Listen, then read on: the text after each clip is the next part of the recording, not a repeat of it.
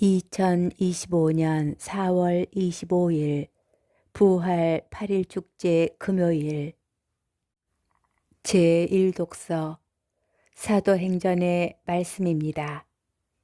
그 무렵 불구자가 치유받은 뒤 베드로와 요한이 백성에게 말하고 있을 때에 사제들과 성전 경비대장과 사두가이들이 다가왔다. 그들은 사도들이 백성을 가르치면서 예수님을 내세워 죽은 이들의 부활을 선포하는 것을 불쾌히 여기고 있었다. 그리하여 그들은 사도들을 붙잡아 이튿날까지 감옥에 가두어 두었다. 이미 저녁 때가 되었기 때문이다.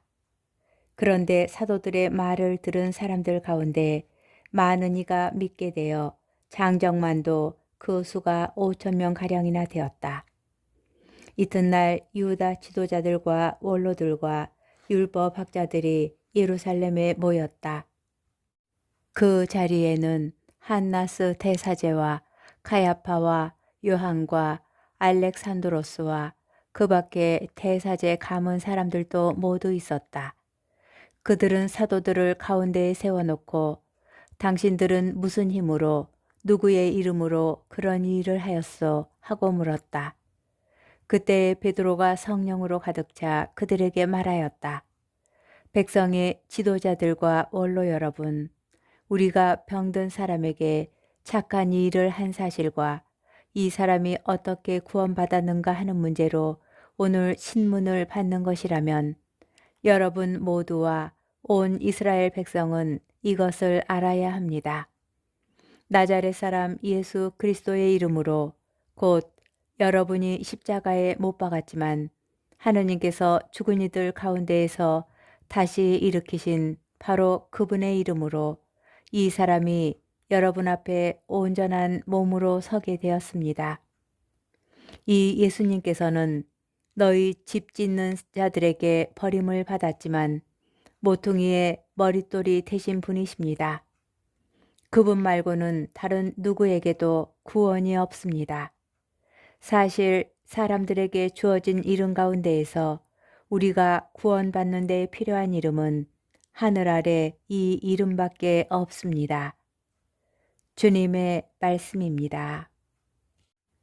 복음 요한복음 21장 1절에서 14절의 말씀입니다. 그때에 예수님께서는 티베리아스 호숫가에서 다시 제자들에게 당신 자신을 드러내셨는데 이렇게 드러내셨다. 시몬 베드로와 쌍둥이라고 불리는 토마스, 갈릴레아 카나 출신 나타나엘과 제베데오의 아들들, 그리고 그분의 다른 두 제자가 함께 있었다. 시몬 베드로가 그들에게 나는 고기 잡으러 가네 하고 말하자 그들이 우리도 함께 가겠소 하였다. 그들이 밖으로 나가 배를 탔지만 그날 밤에는 아무것도 잡지 못하였다. 어느덧 아침이 될 무렵 예수님께서 물가에 서 계셨다. 그러나 제자들은 그분이 예수님이신 줄을 알지 못하였다. 예수님께서 그들에게 애들아 뭘 좀 잡았느냐 하시자 그들이 대답하였다. 못 잡았습니다. 예수님께서 그들에게 이르셨다. 그물을 배 오른쪽에 던져라. 그러면 고기가 잡힐 것이다.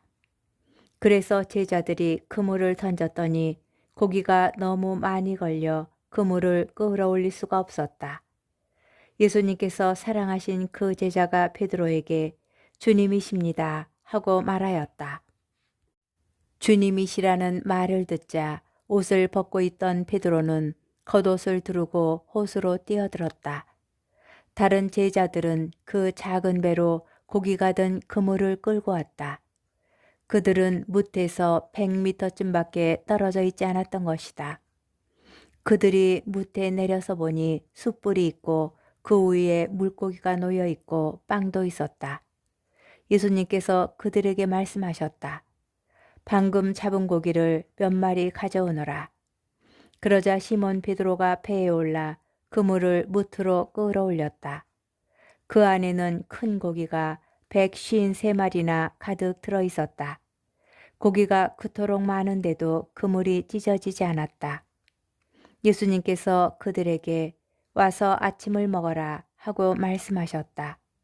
제자들 가운데에는 누구십니까? 하고 감히 묻는 사람이 없었다. 그분이 주님이시라는 것을 알고 있었기 때문이다. 예수님께서는 다가가셔서 빵을 들어 그들에게 주시고 고기도 그렇게 주셨다. 이렇게 예수님께서는 죽은 이들 가운데에서 되살아나신 뒤에 세 번째로 제자들에게 나타나셨다. 주님의 말씀입니다. 오늘의 묵상.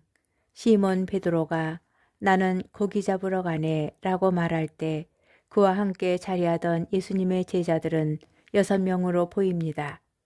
예수님을 팔아넘긴 유다를 제외하면 남은 제자들은 11명이어야 맞는데 오늘 복음에서 4명의 제자들이 언급되지 않는 이유는 아마 그들이 3번이나 예수님을 모른다고 부인하였던 베드로를 아직 용서하고 받아들이지 못하였기 때문일지도 모르겠습니다. 시몬 베드로도 회개하고 돌아왔지만 자기가 저지른 잘못에 대한 죄책감으로 위축되어 눈치를 보고 있는 듯합니다. 고기 잡으러 가자고 말하는 대신 다른 제자들이 자발적으로 따라주기를 바라는 모습을 보이기 때문입니다. 베드로는 사람 낚는 어부가 되기 전에 갈릴레아 호수에서 고기 잡는 어부였습니다.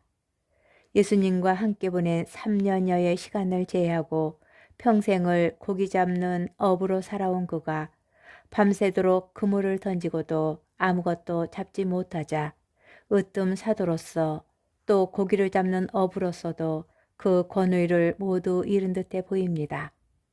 그런 베드로는 부활하신 예수님을 알아본 요한의 외침에 곧장 겉옷을 두르고 호수로 뛰어들어가 가장 먼저 주님 앞으로 달려갑니다. 무너진 자신의 권위를 세우는 일보다 부활하신 주님을 만나 뵙는 것이 더 중요하였는데 부활하신 예수님께서만이 그를 괴로움에서 해방시켜 주시고 다시 회복시켜 주실 수 있기 때문입니다. 이렇게 시급한 가운데에서도 그가 겉옷을 두르는 일을 잊지 않는 이유는 예수님을 존경하고 그분을 만나 뵙는데 마땅한 준비를 갖추기 위함입니다. 우리가 주님을 알아뵙고 그분께 나아가는 데에도 이와 같은 준비가 필요합니다. 신앙으로 참된 권위를 지니도록 우리와 함께 하시는 주님께 나아가고자 겸손과 존경의 마음을 준비합시다.